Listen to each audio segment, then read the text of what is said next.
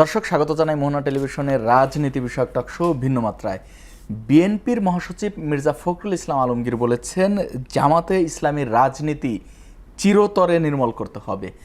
এর জবাবে জামাতে ইসলামের আমির ডাক্তার শফিকুর রহমান বলেছেন যে বিএনপি চাইলেও আওয়ামী লীগ হতে পারবে না, সর্বোচ্চ তারা দুর্বল আওয়ামী লীগ হতে পারে, সুতরাং সেই চেষ্টা না করে জনগণের দিকে তাকানো উচিত। এই যে রাজনৈতিক মন্তব্য পাল্টা মন্তব্য, পাশাপাশি কিছুদিন ধরে চর্চা হচ্ছে গুপ্ত শব্দটি। এই গুপ্ত রাজনীতির নিষেধাজ্ঞা চেয়েছে অনেকেই।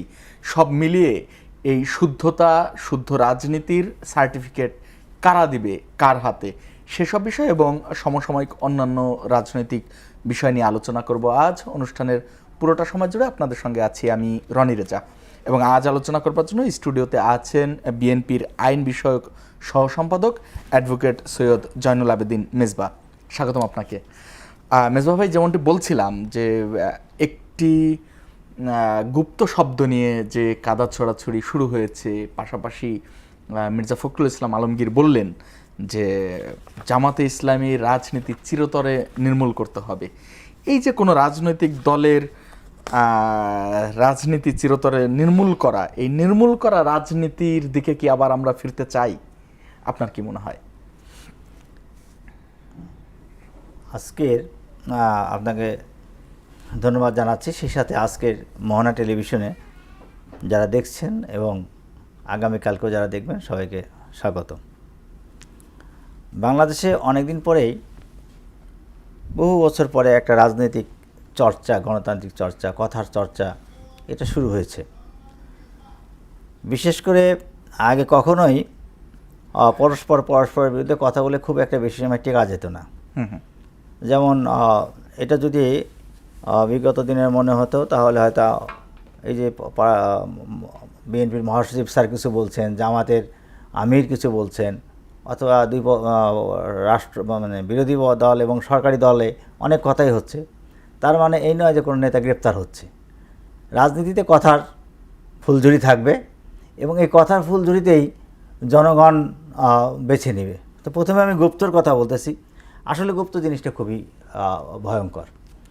যেমন মনে করেন, আওয়ামী লীগের সময় ছাত্রলীগের অধীনে থেকে যারা ওই অন্য দলের রাজনীতি করত, তো তাদের সামনে তো হর হামেশা অন্যায়, অপকর্ম, ধর্ষণ, মারামারি হতো, খুন হতো, রক্তাক্ত হতো। তখন তাদের মনটা কী ছিল? তাহলে কি তারা ওটাকে অন করতো?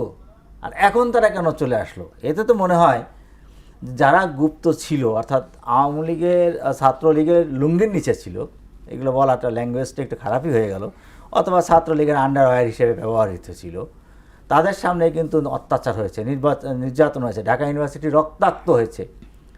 তখন তারা কি ওইটার ভিতরে কি পার্টিসিপেট করে নাই? আর কোনো দলের সাথে থাকলে যদি আমি পার্টিসিপেট না করি, তাহলে তো আমি ওই দলে থাকতে পারবো না, তাহলে তো সন্দেহ করবে। তেমনিভাবে এখনও যদি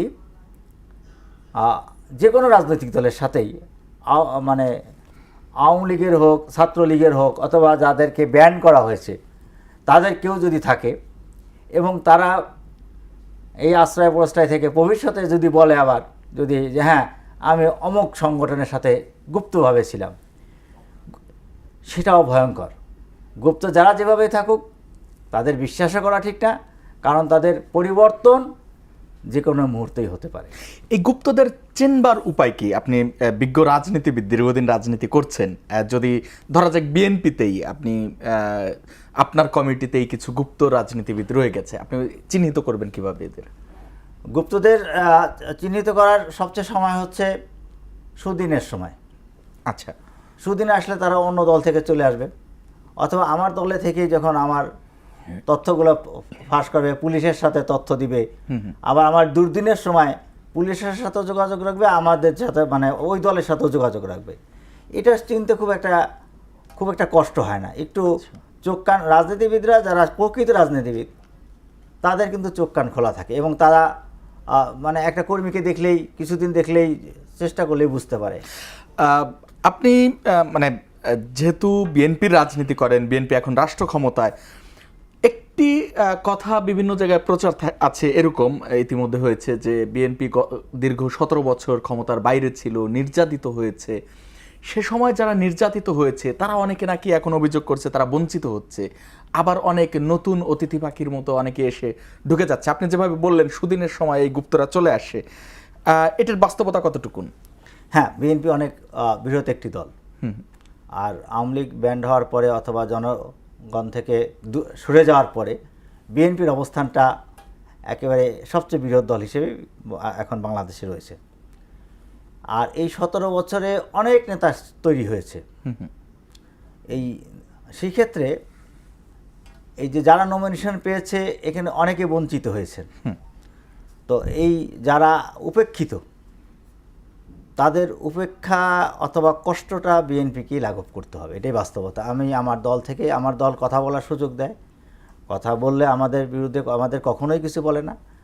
আর যারা নতুন যারা এসেছে অথবা যদি এরকম জায়গা থেকে থাকে তাহলে দলকে সতর্ক হতে হবে। কেন সতর্ক হতে হবে আমি একটা সুস্পষ্ট কথা বলি, ইতিহাস থেকে আমরা শিক্ষা নেই না এই কথাটাই বলি, এবং বাস্তবতা তাই, আমরা ইতিহাস থেকে শিক্ষা নেই না, সারা পৃথিবীতেই সেটাই চলে। আপনার আমেরিকা কিন্তু ভিয়েতনাম থেকে শিক্ষা নেয়নি, তারা ইরানের সাথে আবার সেই একই অবস্থা সৃষ্টি হয়েছে। তেমনি আমাদের ছোট একটা দেশ এবং এই যে দলগুলো রাজনীতি, এখানেও আমাদের অনেক কিছু ভুল ত্রুটি আমারও ক্ষেত্রে হতে পারে।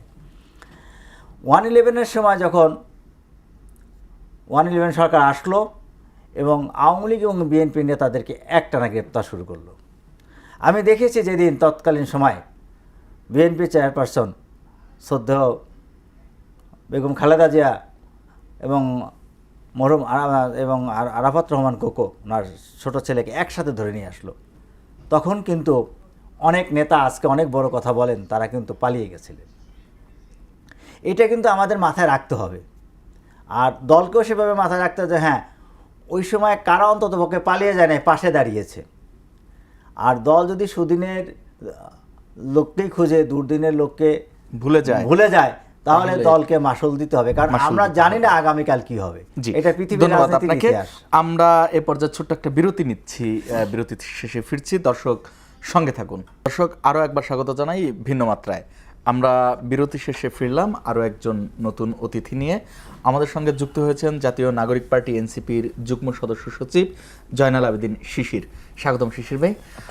শিশির ভাই, আমরা আলোচনা করছিলাম, জয়নাল আবেদিন মেজবা ভাই আলোচনা করছিলেন যে এই যে গুপ্ত রাজনীতি নিয়ে যে চর্চাটা হচ্ছে, এরপরে মির্জা ফখরুল ইসলাম আলমগীর সাহেব বললেন যে জামাতের রাজনীতি নির্মূল করতে হবে। এই যে রাজনৈতিক ক্যাম্পাসে অস্থিরতা, সব মিলিয়ে যে বিষয়গুলো এবং সুদিন দুর্দিনে তাদের দলের যে মূল্যায়ন, সেসব বিষয়ে আলোচনা করছিলেন। আমি আপনার কাছে প্রশ্নে আসতে চাই যে যেহেতু এখন গুপ্ত রাজনীতি নিয়ে একটা আলোচনা হচ্ছে, ক্যাম্পাস, আপনারা যে তরুণদের, অধিকাংশ তরুণদের দল, ক্যাম্পাস থেকে উঠে আসা, এই ক্যাম্পাসের অস্থিরতার পেছনে আপনি কি দায়ী করবেন বা এই অস্থিরতা কমানোর জন্য আপনার পরামর্শ কি? ধন্যবাদ আপনাকে এবং আমার সহ আলোচক মেজবা ভাইকে এবং মাই টিভি সকল মহনা টেলিভিশন সকল দর্শক শ্রোতাকে।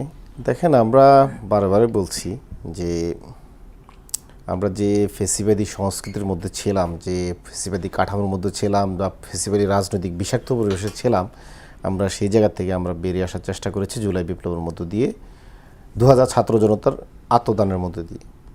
কিন্তু আমরা দিন দিন উদ্বেগের সাথে লক্ষ্য করছি বিএনপির পক্ষ থেকে কেন জানি জুলাইকে মুখে বললেও অন্তর থেকে ধারণ করতে পারছে না, যার কারণে তাদের কথাবার্তায় ঠিক ফেসিবাদী শব্দ বাক্যগুলোই আবার পুনরাবৃত্তি হচ্ছে।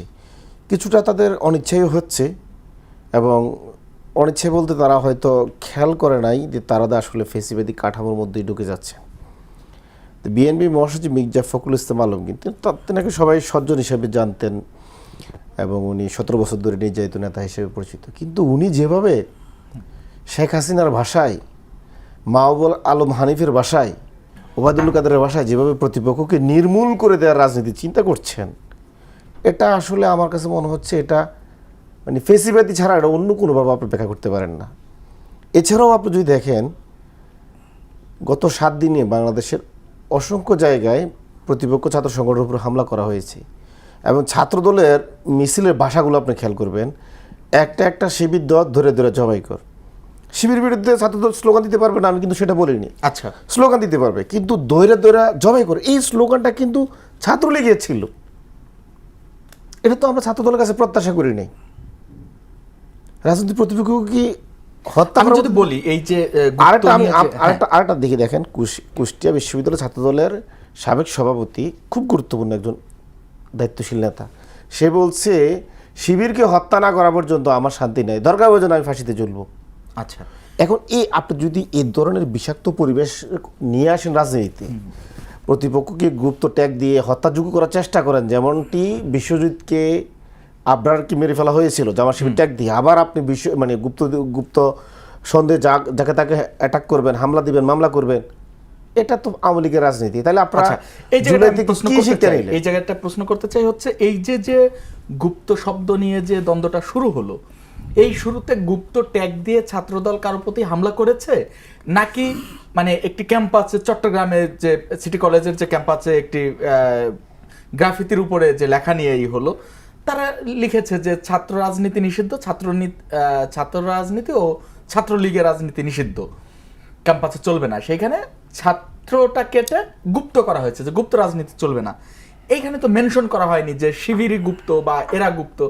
ওভারঅল যখন বলা হলো যে গুপ্ত রাজনীতি চলবে না, তখন কেন বিশেষ একটি সংগঠনেরই মানুষেরই এটা গাত্রদাহ হলো, বা তারা কেন নিজেদের গায়ে? ব্যাপারটা দেখেন, মানে বিএনপির নেতাকর্মীদের উপরে যে পরিমাণ নিপীড়ন করা হয়েছে 17 বছর, অনেকেই হচ্ছে দেশ ছেড়ে পালিয়ে যেতে হয়েছে।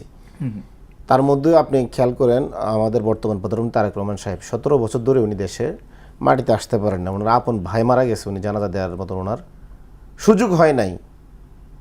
তো আপনি যে উনি যে দেশের বাইরে ছিলেন, এটা তো এক ধরনের মানে ওনার রাজনৈতিক ব্যর্থতা। উনি তো চাইলে আসতে পারতেন, কারণ আসলে কি হতো, ওনার হামলা মামলা হতো বা ওনাকে মৃত্যুদণ্ডও দিতে পারতেন। যেমনটি জামাতের মীর কাসেম আলী নিশ্চিত ফাঁসি জেনেও বাংলাদেশে আসছেন, কিন্তু তারেক রহমান সাহেব আসেন নাই, স্বেচ্ছায় নিরাপদ জায়গা বেছে নিছেন। আপনি যদি বলেন বিএনপির অনেক নেতা ছিলেন যারা গুপ্ত ছিলেন, হারিস চৌধুরী পেলে মেরে ফেলতো, সেই গুপ্ত থাকা অবস্থায় মৃত্যুবরণ পর্যন্ত করেছে। না, এখন আপনি যে দ্বন্দ্বটা শুরু হলো, আপনি যদি বলেন রাজনীতিতে এই মানে জীবন বাঁচানোর জন্য কেউ পরিচয় গোপন করা ছিল ফেসিস্ট আমলে, আপনি যেভাবে বলছেন তাহলে কি একটা দল দোষ হবে? না, আপনি যেভাবে বললেন এতে তো হারিস চৌধুরী কি তাহলে বিএনপিও গুপ্ত ছিল, তাই না? না, আপনি কি মনে করেন হারিস চৌধুরী অন্যায় করে ফেলছে? না, ন্যায় অন্যায়ের বিচার না, তারেক রহমান সাহেব দেশে ওনার ভাইয়ের জানাজায় আসেন নাই, আসলে ওনার মৃত্যু হতো বা ওনাকে হত্যা করা হতো, এজন্য উনি অন্যায় করে ফেলছেন। না, ন্যায় অন্যায় বিচার আমরা করব না।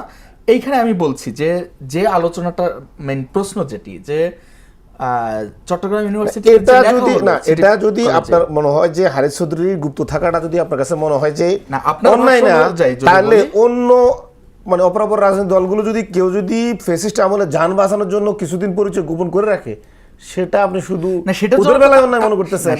যদি অন্যায় মনে করেন তাহলে দুটারে মনে করেন অন্যায়, আপনিটাও মনে করেন না। সেটার জন্য হ্যাঁ, অবশ্যই এই যে গুপ্ত শব্দটা তো তাহলে দুই দলের উপরেই পড়ে, তাহলে কেন একটি দল নিজেদের ঘাড়ে চেপে নেয়?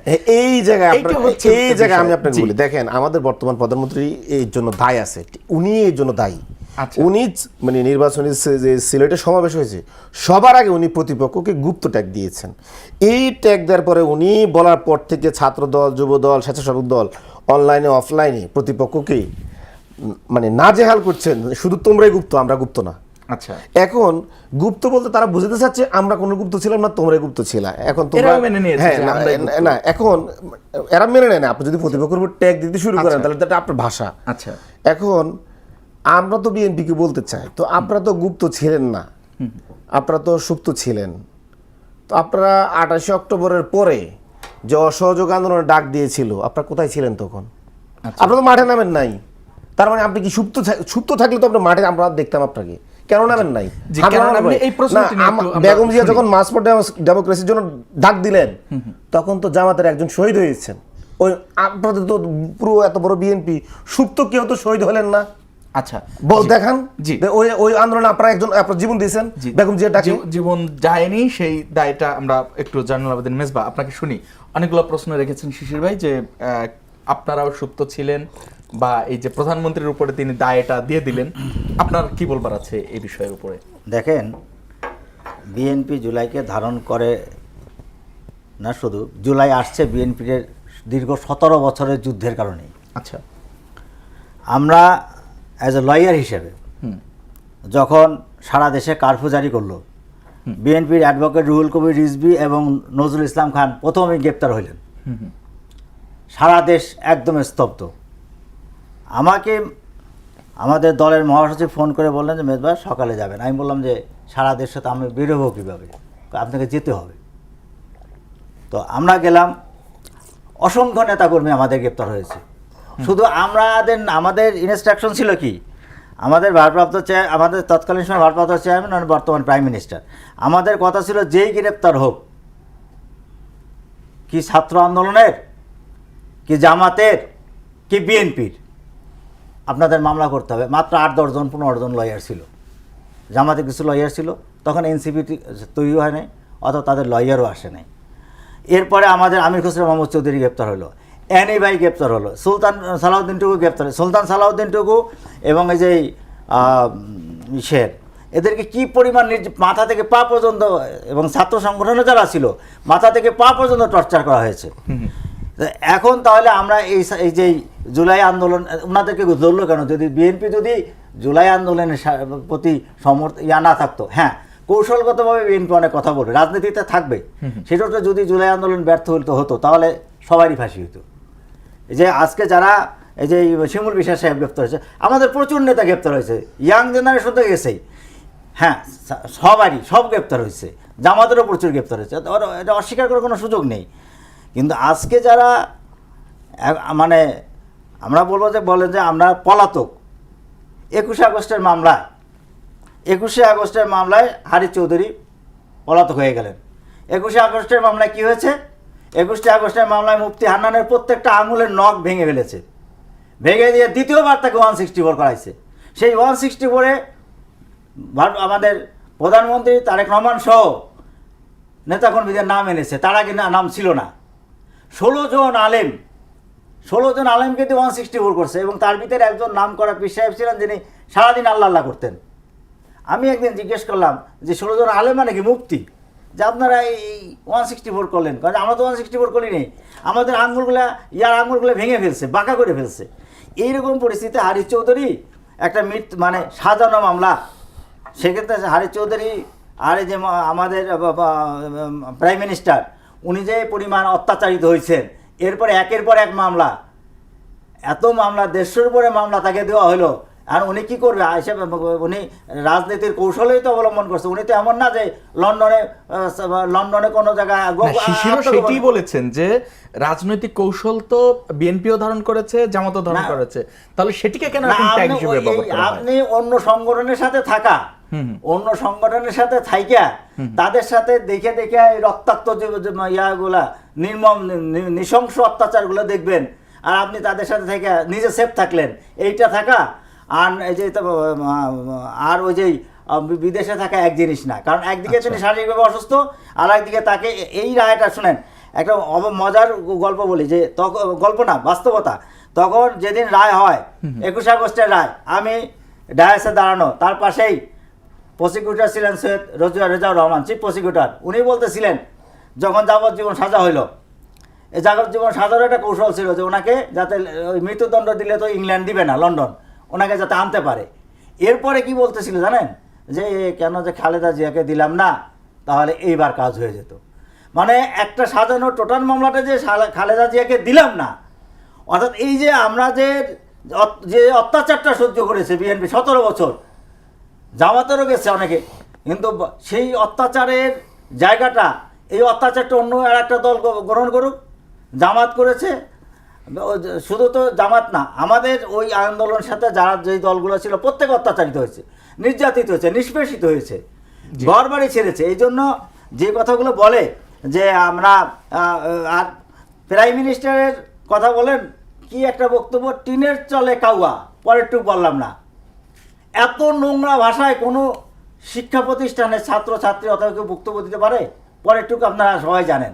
জি। সেখানে বর্তমান প্রাইম মিনিস্টারে কি নোংরা ভাষায় বলেছে, এটা তো আমরা জীবনে আমরা দীর্ঘ 1987 সাল থেকে রাজনীতি করি, তা আজকাল পর্যন্ত এই পর্যন্ত এরকম আমি দেশি বিদেশি এইরকম নেকেট স্লোগান আমি কখনো শুনি। জি, ধন্যবাদ আপনাকে। আমি আরেকটি প্রশ্নে ফিরতে চাই এবং দুইটি প্রশ্ন নিয়েই শিশির কাছে ফিরবো। সেটি হলো আপনাদের এক নেতা বিএনপি থেকে বহিষ্কৃত, এক সময় ছাত্র দল করত, পরে যুবদল করত, সেই ইসহাক সরকার এখন এনসিপিতে যোগ দিয়েছেন বিএনপি ছেড়ে। কি মনে হয় বিএনপি আগের আলোচনায় যেটি বলছিলেন যে ত্যাগীদের মূল্যায়ন করা, নাকি মানে বিএনপিকে ভাঙন বলা যায়, বা আপনি এভাবে কিভাবে মূল্যায়ন করবেন এটি? মেজবা সাহেব আপনাকে দেখেন, আমি যেটা বলতেছিলাম, বিএনপি একটা বিরোধ দল, আর নমিনেশন ইলেকশন ইতিমধ্যে কেবল শেষ হয়েছে। বাংলাদেশের দলের সিদ্ধান্ত আমিও নমিনেশন পাইনি, এবং আমিও মাঠে প্রচুর কাজ করেছি। অনেকে সহ্য করতে পারে না, আবার পিছন থেকে অনেকে ধাক্কায় দেয়, হ্যাঁ ইলেকশনটা করো, এরপরে সাসপেন্ড হয়েছে নিয়ম অনুযায়ী। সেটাই, এটা যে কোনো দলে, বিএনপি না, বাংলাদেশের যে কোনো দলই সেটা তার দলের কোনো প্রার্থীকেই সাসপেন্ড করবে। বাংলাদেশের না, বিশ্বের যে কোনো লোকই দল পরিবর্তন করতে পারে। আপনি ডক্টর মাহাথির মোহাম্মদকে দেখবেন, উনি দল পরিবর্তন করেছেন। এবং যে বর্তমানে মমতা, পশ্চিমবঙ্গের যে মুখ্যমন্ত্রী, উনিও কিন্তু মমতা বন্দ্যোপাধ্যায়, উনিও কিন্তু কংগ্রেসের নেত্রী ছিলেন, যুব বিষয়ক নেত্রী ছিলেন, উনি কিন্তু ওইটা চেঞ্জ করছে। পৃথিবীতে অনেক ঘটনা ঘটছে। আমাদের দেশে সমস্যা হচ্ছে, কেউ গেলেই যেমন আমরা খুব গালাগালি করি, যে যায় তার মনে কষ্ট থাকতে পারে, আর কেউ চলেই গেলে যে একটা দলের বিরোধ দলের কিছু হইলো তা না। মনে করেন একটা সাগর থেকে 1 টন পানি চলে গেল, তার মানে কি সাগরটা শেষ হয়ে গেল? না। হ্যাঁ, তবে আমি মনে করি যেটা আমাদের দল যাদেরকে সাসপেন্ড করেছে, অথবা যাদের প্রতি, যাদের বিগত দিনে আমাদের দলের প্রতি অথবা দেশের মানুষের প্রতি 17 বছর নির্যাতন নিষ্পেষিত হয়েছে এবং তাদের অবদান রয়েছে, তাদের অবশ্যই মূল্যায়ন করবে, ডেকে আনবে, সময় তো দিতে হবে। তার আগেই যদি আমি ওই দলকে সেই সময় না দিয়ে আমি যদি আগেই সিদ্ধান্ত নিয়ে নিই, তাহলে তো এটা বিএনপির জন্য অবশ্যই ক্ষতিকর না। তবে নেতাকর্মীদের প্রতি দলের যারা শীর্ষে থাকেন তাদের ভালোবাসাটাও থাকলে একটু কম হবে, তবে অ্যাগ্রেসিভ না হয় ভালো। অ্যাগ্রেসিভ হলে। ধন্যবাদ আপনাকে। শিশির, এই যে ইসহাক সরকার এনসিপিতে যুক্ত হলো, এই ইসহাক সরকারের বিরুদ্ধে গত বছরের যে আলোচিত পুরান ঢাকার ভাঙাড়ি ব্যবসায়ী সোহাগ হত্যাকাণ্ডের সঙ্গে তার নাম এসেছিল আলোচনায়, এরপরে সেখানকার চাঁদাবাজি নিয়ন্ত্রণ করা সহ নানা অভিযোগ রয়েছে, তাকে এনসিপি বরণ করে নিল। আজকে দেখলাম যে একটি গুরুত্বপূর্ণ দায়িত্বও দিয়েছে, ঢাকা মহানগরের আহ্বায়ক করেছে। তো এর আগে আমি একটু রিলেট করতে চাই, আপনাদের যে আহ্বায়ক নাহিদ ইসলাম, তিনি বলেছিলেন যে ছাত্রলীগের যারা শুদ্ধ ছাত্রলীগ, নিরপরাধ ছাত্রলীগ, তারাও চাইলে এনসিপিতে যোগ দিতে পারবে। তাহলে কি মানে এনসিপি কি আসলে শুদ্ধতার সার্টিফিকেট দিচ্ছে, এরকম কিছু? মানে আগে অপরাধী, পরে এনসিপিতে আসলে শুদ্ধ হয়ে যায়? দেখেন, ইসহাক সরকারের ব্যাপারটা হচ্ছে, ইসহাক সরকার তার বিরুদ্ধে যে মিথ্যা অভিযোগ দেওয়া হয়েছে, সে বলেছে স্পষ্ট করে যে আমার বিরুদ্ধে বিএনপির একটা প্রতিপক্ষ গ্রুপ আদালতে মামলা দায়ের করেছে এবং চাঁদাবাজির অভিযোগ দিয়েছে, হত্যাকাণ্ডের সাথে আমি জড়িত, এই ধরনের বিভিন্ন ধরনের অপবাদ দিয়ে যাচ্ছি। এখন যখন আমি এনসিপিতে যোগ দিচ্ছি, তখন এটা আরও বেশি করে চাউর করছি।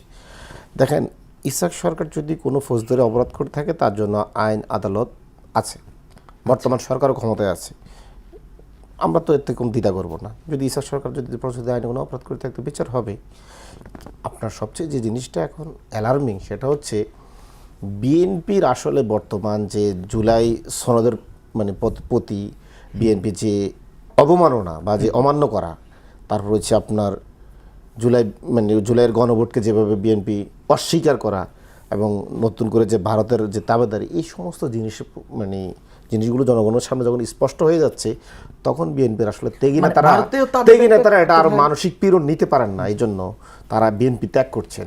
বিএনপি ত্যাগ করার এই স্রোত শুরু হয়েছে, এই স্রোত অনেক শক্তিশালী হবে, এবং এই স্রোতটা একসময় এত বড় স্রোত হবে যে সেই স্রোতে যদি বিএনপির বোধোদয় না হয়, বিএনপি ওই স্রোতে তলিয়ে যেতে পারে, এবং এটা আমরা খুব মানে আশঙ্কা করছি। দেখেন, যেই বিএনপির কথা অনুযায়ী, প্রস্তাব অনুযায়ী জুলাইয়ের গণভোট নেওয়া হলো, বিএনপির কথা অনুযায়ী গণভোটের আয়োজন করা হলো, বিএনপির বর্তমান যে ইনি চেয়ারম্যান, বর্তমান প্রধানমন্ত্রী, তিনি গণভোটের পক্ষে ক্যাম্পেইন করেছেন, হায়ের পক্ষে ভোট চেয়েছেন আবু সাইদের কবর জিয়ারত পর থেকে, রংপুর থেকে। সেই বিএনপি ভোটে 70% হা জিতার পরে গণভোটের সাথে অস্বীকার, মানে গণভোটকে অস্বীকার করলো, গাদ্দারি করলো। সে বিএনপি গণভোটের যে কথা অস্বীকার করেছে, গণভোট জয়যুক্ত হলে সংবিধান সংস্কার পরিষদের শপথ নেওয়ার কথা বিএনপি বলেছে, সে শপথটা তারা নেয় নাই। বিএনপি কি আগে বলেছিল যে তারা সংবিধান সংস্কার তারা বলেছে, তাদের দলের সিনিয়র নেতা সালাউদ্দিন সাহেব বলেছে আমরা 2টা শপথ নিব। একটা হচ্ছে জাতীয় সংসদ সদস্য হিসেবে শপথ, আর একটা হচ্ছে সংবিধান সংস্কার পরিষদের শপথ। সালাউদ্দিন সাহেব এটা বলেছিলেন। এছাড়াও বিএনপি যে রাষ্ট্র মেরামতের 31 দফার প্রথম দফাটা ছিল সংবিধান সংস্কার কমিশন করা, পরিষদ না কমিশন, সেটা পর্যন্ত তারা করে নাই।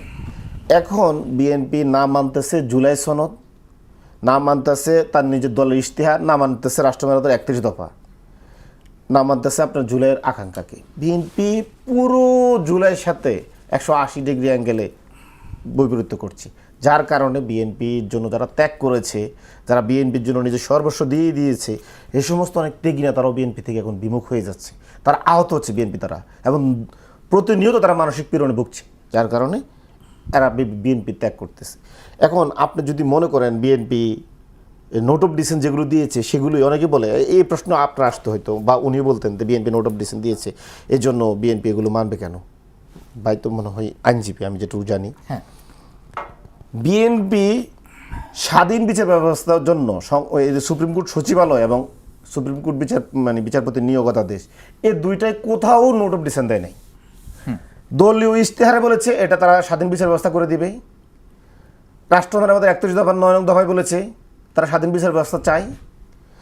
তারা ঐক্যমত কমিশনে ঐক্যমত পোষণ করছে যে বিচার ব্যবস্থা তারা স্বাধীন চায়, কিন্তু ক্ষমতা আসার পর দিন থেকে চোখ উল্টানো শুরু। কেমন উল্টেছে? এখন তারা আপনার এই অধ্যাদেশ বাতিল করে দিয়েছে, সুপ্রিম কোর্ট সচিবালয় অধ্যাদেশ। তারা চায় যে আবার নিম্ন আদালত সরকারের আইন বিভাগের অধীনে থাকুক, মিনিস্ট্রির অধীনে থাকুক। কিন্তু এই যে আমাদের 250 বছরের স্বাধীন বিচার ব্যবস্থার জন্য আর্তনাদ, বিএনপি যখন ক্ষমতায় থাকে না তখন তাদের খুব প্রয়োজন হয় স্বাধীন বিচার ব্যবস্থার জন্য, তখন তাদের মনে হয় নিম্ন আদালতকে ব্যবহার করে বিএনপি নেতাকর্মীদের জামিন দিচ্ছে না আওয়ামী লীগ, এটা অন্যায়। আর যখন ক্ষমতায় চলে আসে তখন সে মনে করে না, এখন আমার কথায় রিমান্ড হবে, আমার কথায় মামলা হবে, আমার কথায় আজকে সিনার মতন কথা না শুনলে আজকে সিনার মতন দেশ থেকে চলে যেতে হবে প্রধান বিচারপতিকে, আর যদি আমার কথা শুনে তাহলে কে এম হাসানের মতন আমি তাকে প্রধান উপদেষ্টা বানায় ক্ষমতায় আসার জন্য চিন্তা করবো। বিচারপতি সৈয়দ মুদাচ্ছির আলীর মতন লোক দিয়ে আমি এখন আমার পক্ষে রায় লিখে নিব। এটি তো আপনারা আপনাদের মতো করে বলছেন, কিন্তু স্বরাষ্ট্রমন্ত্রী সালাউদ্দিন আহমেদ সাহেব কিন্তু স্পষ্টভাবে বলেছেন যে আমরা অবশ্যই স্বাধীন বিচার ব্যবস্থা চাই। উনি স্পষ্টভাবে মিথ্যা বলেছেন, উনি স্পষ্টভাবে অসত্য বলেছেন, মিথ্যা বলেছেন, এবং উনি অনেক কথাই উনি অসত্য মিথ্যা বলেন। মনে হচ্ছে উনি যা বলেন সব সত্য। উনি বলেছেন আমাদের সংসদ সার্বভৌম, অথচ স্পষ্ট বলা আছে আমাদের সংসদ সার্বভৌম না। আমাদের সংসদ আপনার এমন কোনো আইন করতে পারবে না যেটা সংবিধানের সাথে সাংঘর্ষিক। জি, ধন্যবাদ আপনাকে। জাইনুল আবেদিন মেজবা, শিশির বলছিলেন যদি আপনি উত্তর দিতেন। দেখুন, শুদ্ধ আর অশুদ্ধ, আমি কতটা শুদ্ধ এটা আমি বললে হবে না, অথবা একজন লোকের বিরুদ্ধে ক্রিমিনাল অফেন্স আছে, ক্রিমিনাল অফেন্স থাকলেই হি ইজ নট গিলটি, এটাই বাস্তবতা। কিন্তু আমার দলে যখন থাকবে তখন সে ক্রিমিনাল, আর আরেকজনের দলে যে যাবে তখন সে বলবে যে না তার উপরে দোষ চাপানো হয়েছে। আচ্ছা, এইটা হলে তো আর হবে না, আমাকে তো তদন্ত হবে, সব কিছুই হবে, কিন্তু আমরা এটা করি আর কি। আমি কারোর উপর ইয়াতের উপর চাপাচ্ছি না, কিন্তু বাস্তবতা আমরা যেমন আমার নিজের ব্যাপারে যদি হয় একটা ব্ল্যাক শার্ট পরি তখন বলবো যে দেখো আমাকে কি সুন্দর লাগতেছে, আর একজন যদি বলে যায় দেখো গরমের দিনে একটা ব্ল্যাক শার্ট পরছে, ওর অবস্থা কিছু তার ইয়াটা। এখন আমার হচ্ছে যে শুদ্ধ অশুদ্ধ এটার বিচার করবে জনগণ। ইউনূস সরকার সাহেবের সময় যারা আসছেন, এটা তো এটা ওনারা তো বিপ্লবের কথা বলি আমরা, একসময় আসছিল বিপ্লবের কথা, কিন্তু সেটা নাহলে অ্যাডিম টাইম হয়ে গেল। এবং সেখানে কিন্তু বিপ্লবীরা কিন্তু ক্ষমতায় আসে না, যখন বিপ্লবীরা ক্ষমতার পার্ট নেয় তখন আর বিপ্লব থাকে না। ওইটা 3 জন ওনাদের চলে গেলেন। তো এই সমস্ত জুলাই সনদ হলো, জুলাই সনদের যেটা বলা হয়েছে জুলাই সনদ বাতিল করে নেয়, ওইটা আইন পাশ হয় নাই। কিন্তু এর মানেই না যে এর চেয়ে ভালো কোনো আইন করে, ভালো কোনো আইন দিয়ে সনদ বাস্তবায়ন করা হবে। সনদের যেই ওইখানে যেই সনদ তার চেয়ে ভালো করে আইন করে দিয়ে স্বাধীন বিচার ব্যবস্থা হবে না, এরকম নিশ্চয় এরকম কথা কিন্তু এখন সেটাই হবে। এবং আমাদের চেয়ারম্যান বলেছেন, বর্তমান প্রাইম মিনিস্টার, যে জুলাই সনদ যেটা স্বাক্ষর করেছেন অক্ষরে অক্ষরে পালন করবেন। যদি উনি এটা না করেন, জনগণই তো আগামী নির্বাচনের আগেই এটা সিদ্ধান্ত নেবে। কারণ আমি যে এখানে বসে একটা কথা বলা, আমরা যা কথা বলতেছি, এখানে একটা যদি মানে ফলস কথা বলি, অথবা মানুষের চোখে ধোলা দেওয়ার সময় এখন আর নেই, কারণ এখন তো সবাই দেখতেছে, একেবারেই ওপেন। আর একটা হচ্ছে যে ওই যে বিএনপি থেকে লোক চলে যাবে ওই যে বাঁধ ভাঙা জোয়ারের মতো, এটার সাথে আমি একমত নই। দেখেন, 2-1 ফোঁটা বৃষ্টি আকাশ থেকে পড়লেই বলা যাবে না বজ্রপাত হচ্ছে। দলে যাওয়া না যাওয়া, এদিক সেদিক, এটা সারা পৃথিবীতে সবসময়ই থাকে। আর বাংলাদেশে তো ওই মানে এটা যাওয়া আসা এটা স্বাভাবিক একটা গতি। এবং যেমন মুসলিম লীগ ভেঙে আওয়ামী মুসলিম লীগ হইল, সেরকম তো না। 1 জন 2 জন 4 জন, বিএনপির গত 17 বছর এত অত্যাচার নির্যাতন হয়েছে, কেউ কিন্তু চলে যায় নাই। সেই জন্য আমি বলবো যে হ্যাঁ, আর একটা বছর যে 70%-এর ভিতরে 51% কিন্তু বিএনপি পেয়েছে ভোট, 19% ভোট হচ্ছে আপনার বিএনপির বাইরে। যে 70% বলা হচ্ছে তার ভিতরে বিএনপি তো বলছে যে ইসের পক্ষে দেওয়ার জন্য। এই জন্য সেই কারণে বিএনপি অবশ্যই জুলাই সনদের পক্ষে। তবে জুলাই সনদের আমাদের আইনমন্ত্রী অত্যন্ত বিচক্ষণ। জুলাই সনদের আমাদের স্বরাষ্ট্রমন্ত্রী মহোদয় যিনি আছেন, মিথ্যা কথা বললে জনগণ তো বুঝবে যে মিথ্যা কথা বলতেছে। মিথ্যা কথা উনি কখনোই মিথ্যা বলেন নাই। প্রথম থেকেই আমাদেরকে নোট অফ ডিসেন্ট বাদ দিয়ে যেভাবে করা হয়েছে ইউনূস সরকারের সময়, দুর্ভাগ্যজনক, এভাবে করা আসা উচিত ছিল না। সরলতা, সব জায়গায় সরলতা থাকা উচিত ছিল। আমি আশা করি আর জুলাই সনদ যে বিষয়গুলো আসবে এবং দেশে একটা শান্তিময় পরিবেশ বিরাজ করবে। জি, ধন্যবাদ। আপনার বক্তব্য পরিষ্কার। শিশির, আপনি বলছিলেন যে কথা রাখা না রাখার কথা। যদি বলি, আমরা নির্বাচনের এখন যে একটি ভিডিও ব্যাপকভাবে ছড়াচ্ছে, আপনাদের একজন এমপি হাসনাত আব্দুল্লাহ, তিনি নির্বাচনের আগে একটি ভিডিওতে দেখা যাচ্ছে প্রতিশ্রুতি দিচ্ছেন যে জনগণের ট্যাক্সের টাকায় কোনো সরকারি সুবিধা নেওয়ার জন্য আমরা সংসদে যেতে চাই না, আমি তো নেবই না 3 বার উচ্চারণ করে বলেছেন, এবং আমার পরিবারের কাউকেও নিতে দেবো না। এখন দেখা যাচ্ছে সেই জনগণের ট্যাক্সের টাকায় তিনি ফ্রিতে গাড়ি চাচ্ছেন। ব্যাপারটা কথা মানে একটু অন্যরকম হয় কিনা? না, এটা মনে হয় আমরা বুঝতে ভুল করছি। আচ্ছা, একটু বুঝান। দেখেন, হাসনাত আব্দুল্লাহ কিন্তু যে আগের যে মানে রীতি ছিল যে এমপিরা ট্যাক্স ফ্রি গাড়ি কিনে এটা তার মালিকানাধীন থেকে যাবে এবং সে আজীবন এটা ব্যবহার করতে পারবে বা সে বিক্রি করে দিতে পারবে, এই নিয়মটা হাসনাত বলছে সে গ্রহণ করবে না। কিন্তু ধরেন একজন ইউনো বা একজন ডিসি, একজন এসপি যেভাবে তার পদায়নের পরে একটা জায়গায় যে সে সরকারের যে গাড়িটা ব্যবহার করে, অফিস শেষ গাড়িটা সে জমা দিয়ে দেয়, বা তার পোস্টিং হয়ে গেলে সে গাড়িটা ওই থানায় থেকে যায় বা ওই জেলায় থেকে যায়, ঠিক এরকম বলছে। তো এমপিদের জন্য যদি সারা দেশে একটা গাড়ির ব্যবস্থা করা হয়, তাহলে যত বছর ধরে গাড়িটা থাকবে, এর 5 বছর পরেও ওই এমপির এটা ব্যবহার করতে পারবে। এখন আপনি দেখেন, ইউনোর জন্য গাড়ি আছে, ইউনো এমপির মিনিমাম মানে আপনার গ্রেড হচ্ছে 13 গ্রেড পরে, ডিসি এমপিদের 12 গ্রেড পরে, সেটা নিয়ে তার একটা গাড়ি আছে। আর সরকারের কর্মকর্তা হচ্ছে আইন প্রণেতারা, তাদের কোনো চলার জন্য গাড়ি নেই। বিষয় হলো এরকম কিনা যে ডাক্তার নিষেধ করেছেন ডায়েটের জন্য ভাত খেতে, আমি খিচুড়ি খাচ্ছি। আপনি মানে হাসনাত আব্দুল্লাহর ওই বক্তব্যটা ছিল যে জনগণের ট্যাক্সের টাকার কোনো সুবিধা নেব না, তিনি ওই সুবিধাটা উল্লেখ করেছেন, কিন্তু সেটি না নিয়ে এখন যেটি বলছে এটি কি জনগণের ট্যাক্সের টাকা থেকে যাচ্ছে? আমি আপনাকে বলি, যখন আপনি কোনো গভর্নমেন্ট অফিসে যাবেন, তখন আপনার যাতায়াত ভাড়া এটা গভর্নমেন্ট দেয়, এটা আপনার ব্যক্তি নিচ্ছেন না, এটা সরকারের জন্য জনগণের জন্যই আপনি ব্যয় করছেন। আপনি যদি কোথাও সরকারের কাজ করতে গিয়ে গাড়ি ভাড়া দেন, তাহলে এটা তো জনগণের টাকা আপনি আত্মসাৎ করছেন, ব্যাপারটা এরকম নয়, বরং জনগণের কল্যাণে আপনি ব্যয় হয়েছে।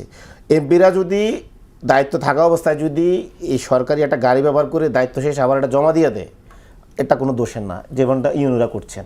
এটা জনগণের ট্যাক্সের টাকা আমি আত্মসাৎ এটা করছে, এই দোষের ব্যাপারটা বলছি না। না, কিন্তু এক সময় আপনারা না, কথা দিবেন না, যে এটা কথা তো- ট্যাক্সের টাকার কোনো সুবিধাই নেবেন না, সেখানে সুবিধাটা না, নিচ্ছেন ট্যাক্সের কিনা? টাকা এটা সুবিধা কিভাবে নেওয়া হচ্ছে? এটা জি। আপনার কাছে মনে হচ্ছে এটা কিভাবে সুবিধা নেওয়া হচ্ছে?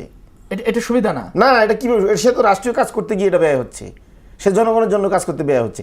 আপনি কি মনে করেন তাহলে জনগণের ট্যাক্সের আপনি টাকা? তো সেটাই বলেছেন যে আমি এমপি হয়ে কোনো সুবিধা নেব না না। না, সুবিধা একটা আছে, সেই সুবিধাটা আপনি হয়তো ধরতে পারতেছেন না।